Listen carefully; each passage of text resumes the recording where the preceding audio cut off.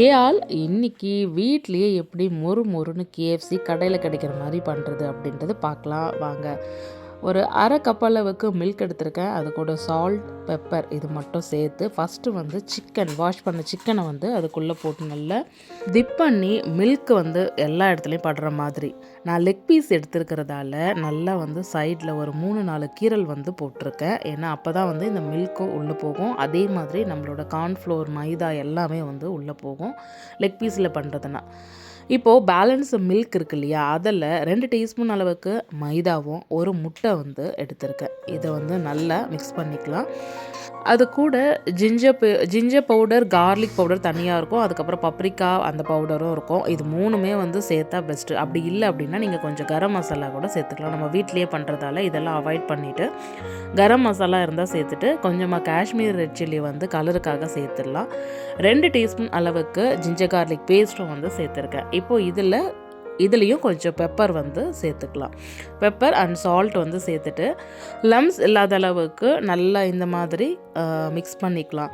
இப்போது இதில் நம்ம ஏற்கனவே மில்கில் போட்டு எடுத்து வச்சுருக்கிற சிக்கன் லெக் பீஸஸை இந்த பேட்டரில் போட்டு நல்லா பேட்டர் எல்லா இடமும் ஈவனாக படுற அளவுக்கு 2-3 வாட்டி நல்லா திருப்பி விட்டுட்டு அப்படியே வந்து ஊற வச்சிடலாம். இது வந்து பார்த்திங்கன்னா ஒரு 20 to 30 மினிட்ஸ் வந்து அப்படியே வந்து விட்டிங்க அப்படின்னா நல்லாவே வந்து ஒட்டிக்கும்.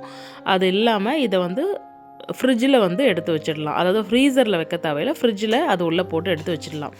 இப்போ இதுக்குள்ளே அதுக்கு மேலே கோட்டிங்க்கு 2 டீஸ்பூன் அளவுக்கு மைதாவும் 1 டீஸ்பூன் அளவுக்கு கார்ன்ஃப்ளோரு, தேவையான அளவுக்கு சால்ட்டு அண்ட் பெப்பர் வந்து சேர்த்துருக்கேன். இது கூட கொஞ்சமாக பேக்கிங் சோடா பவுடரும் வந்து சேர்த்துட்டோம் அப்படின்னா கிறிஸ்பினஸ் நல்லா மொறுன்னு கேஎஃப்சி வந்து நம்மளுக்கு கிடைக்கும். அது மட்டும் இல்லாமல் கலருக்காக கொஞ்சமாக காஷ்மீர் ரெட் சில்லியும் வந்து சேர்த்துருக்கேன்.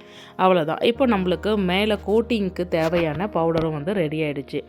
ஏற்கனவே மேரினேட் பண்ணி வச்சுருக்க சிக்கனை வந்து கொஞ்சம் நேரம் வந்து ஃப்ரிட்ஜில் வந்து எடுத்து வச்சோம் அப்படின்னா வந்து உள்ளே இருக்கிற சிக்கனும் வந்து பார்த்திங்க அப்படின்னா நம்ம ஃப்ரை பண்ணும்போது நல்லாவே கொஞ்சம் மொறுன்னு கிறிஸ்பியாக இருக்கும். ஸோ இதுலேயே கொஞ்சம் தேவையான அளவுக்கு பெப்பர் வந்து சேர்த்துக்கலாம். ஸோ ஃபஸ்ட்டு மில்க்லேயும் வந்து பெப்பர் சேர்த்துருக்கோம். அதுக்கப்புறம் வந்து மேரினேட் பண்ணியிருக்க மைதா கார்ன்ஃப்ளோர் மிக்ஸ்டு பேஸ்ட் இருக்கு இல்லையா, அதுலேயும் பெப்பரை வந்து சேர்த்துருக்கோம். இப்போ மேலே ஃபைனலாக நம்ம போட போகிற கோட்டிங்க்கும் வந்து பெப்பர் வந்து சேர்த்துருக்கோம். ஸோ எல்லாத்துலேயுமே வந்து பெப்பர் கம்பல்சரி போட்டுக்கோங்க.